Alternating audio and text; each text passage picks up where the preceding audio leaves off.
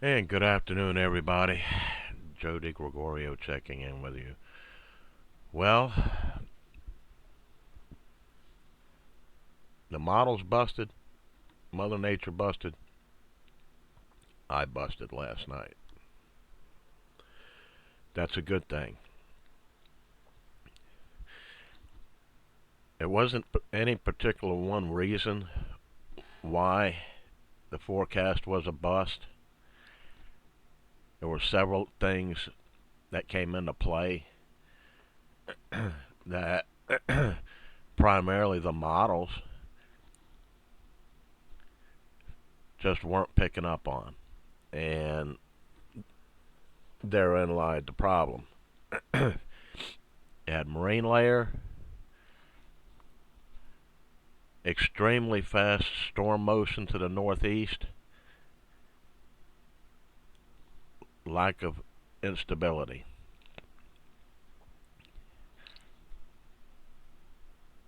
Dew points in place.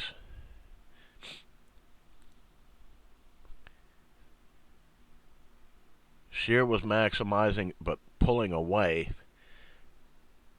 with the upper low that was well to the north, and that took a lot of the energy with it. So this wasn't an issue of crying wolf.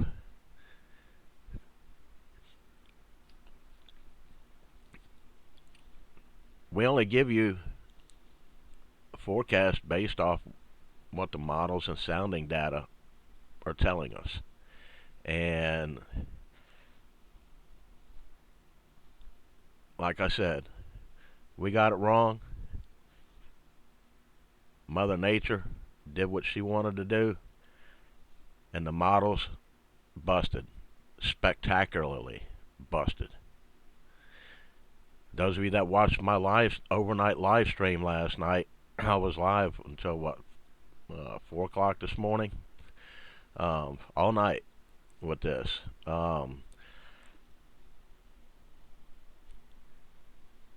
We watched that play out before our very eyes, where I was showing you lack of instability across southeast Louisiana, at least at the surface. Surface Cape was nearly non-existent across the I-12 corridor.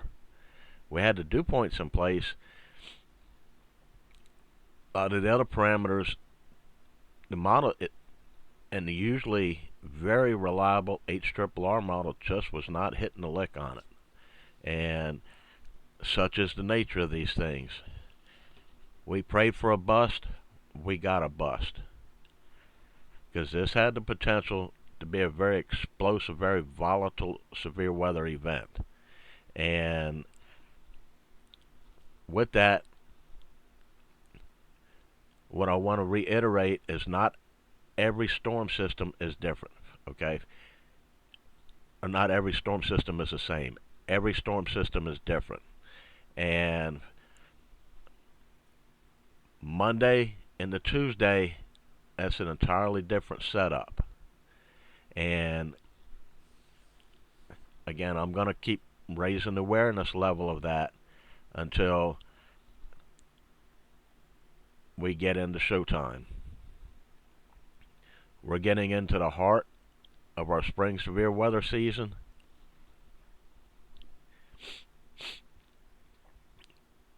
Sea surface temperature, the marine layer is a little bit cooler off the coast.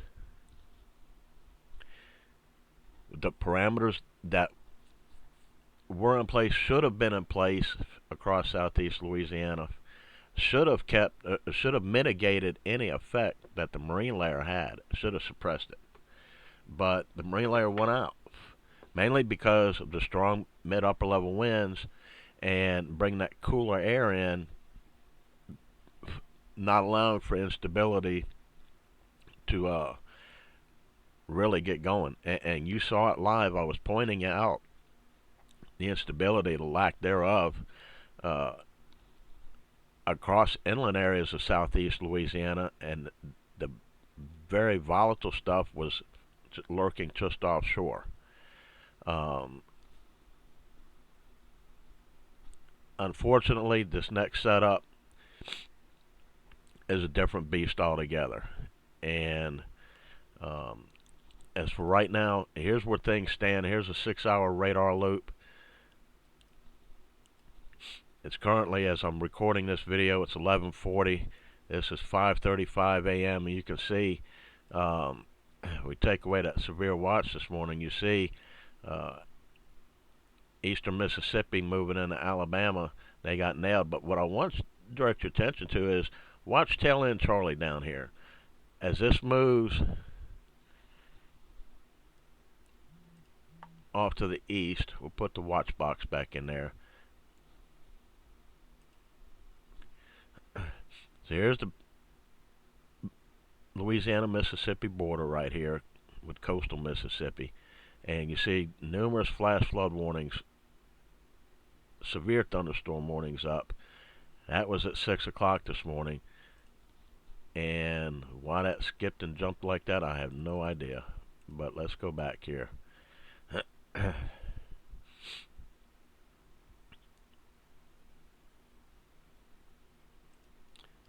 And we had a number of tornado warnings start popping off right before 8 a.m.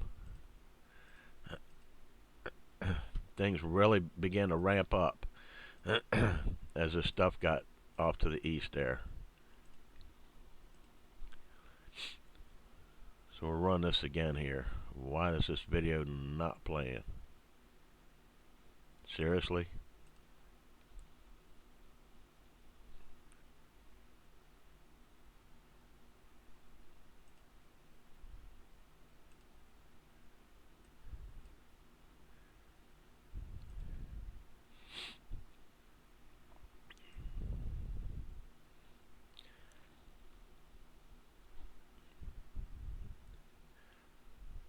But that tail end Charlie really intensified, and even near Poplarville, heading towards Wiggins, this stuff really got its act together and went severe warned and tornado warned before everything finally cleared out and the watch box was trimmed out after the fact as it exited the area. Now, here we are at 11:44. Still got some activity down here along the bottom of the boot. Nothing really to be concerned about. So, things clearing out for the time being. Now, we'll switch gears here.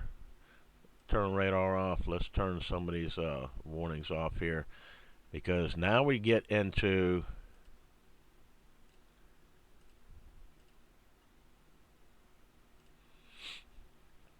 Monday and Tuesday of next week. So there will be a marginal risk surrounding this. That's just an approximate placement of where your marginal could be. But there will be a marginal risk surrounding your enhanced risk and your slight risk area. Alright, and then we go to Tuesday. That all shifts east, and parts of southeast Louisiana once again under an enhanced risk. And around this, you're going to have that marginal risk. So another multi-day severe weather threat. This setup is completely different.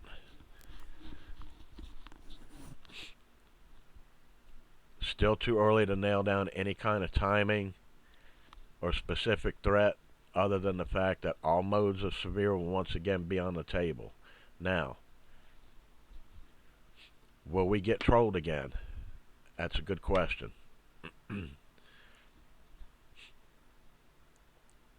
I own the busted forecast, albeit Mother Nature and models, primarily the models, played a big role in that, and I wasn't looking at sounding data. Of course, we don't have specific sounding data, for a lot of locations.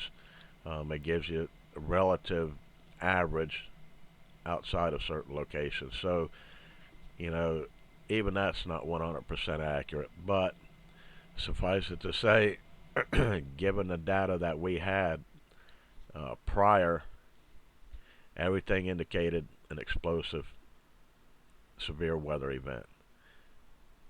Thankfully, it didn't materialize.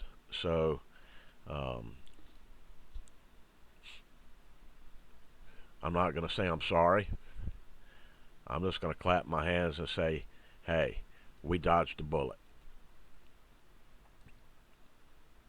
Everybody should be thankful that Mother Nature decided not to pull the trigger on this and kept certain parameters at bay, preventing us from having a significant severe weather outbreak.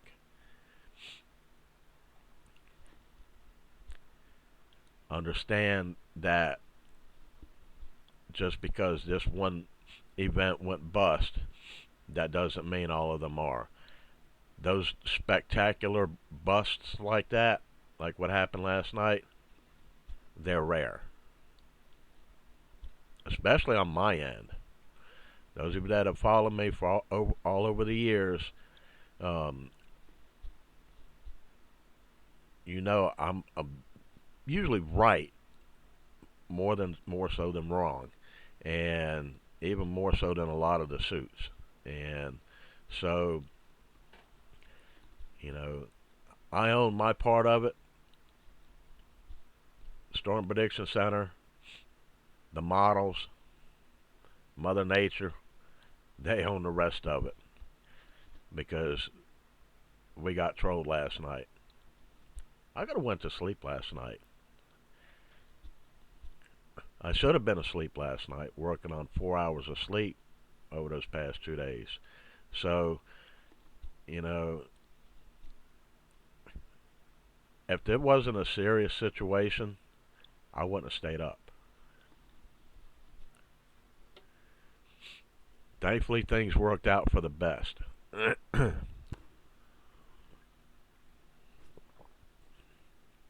So I just needed to get that off of my chest, and we'll move on from that. I'm sure there's going to be plenty of trolls. They're going to say, oh, you suck. You got it wrong. You're always wrong. You know what? I just flipped you the bird. I really don't care if you think that or not. It doesn't hurt my feelings anymore. You go ahead and be complacent. But if you're gonna bash me, then you better bash every TV meteorologist out there and the Storm Prediction Center, the pros up there in Norman, Oklahoma, and the National Weather Service in Slidell and Lake Charles. Well, everybody busted the forecast. So this was community-wide bust. It happens.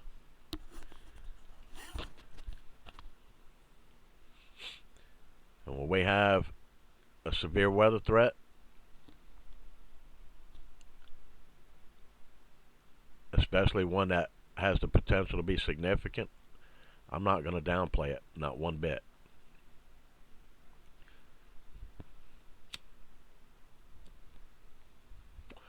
I don't care if there's a 2% instead of a 30 or 45% risk. I'm not downplaying it. I never do. Because you never know. So let's move on from last night, this morning. Let's look ahead. So this is our outlook for Tuesday.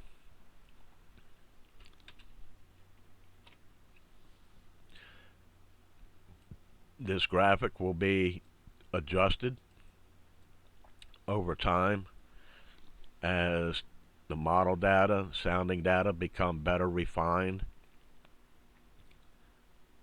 i.e. the forecast becomes better refined. Right now, I'll say that probably a daytime event If this turns out to be another nocturnal event, me and Mother Nature are going to have a talk, a very serious talk. And I will have a combat boot on.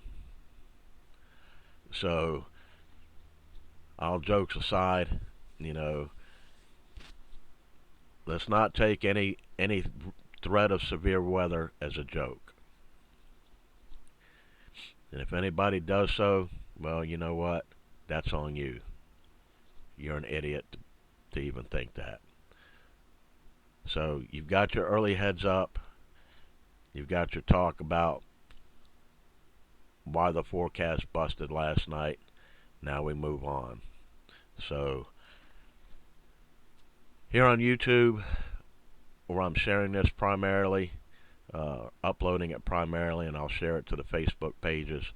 Uh, Remember to subscribe. It's free to subscribe. As long as you have a free account, make an account. It's free. Just takes a few minutes. Subscribe, like, and hit that little bell icon and select all notifications. The quicker we get over 1,000 people and reach a certain amount of videos watched on our channel, the quicker I can go live on here. It's a much smoother experience versus Facebook. I don't care about the stars. I care about the quality of the stream that you're getting. So with that, everyone have a good weekend. I'll monitor things as we move forward and update as necessary. So I'll probably just do these little quick YouTube videos and inform everybody that way until we get past the weekend. Unless something changes, I'll still post some static graphics up to the pages, but any videos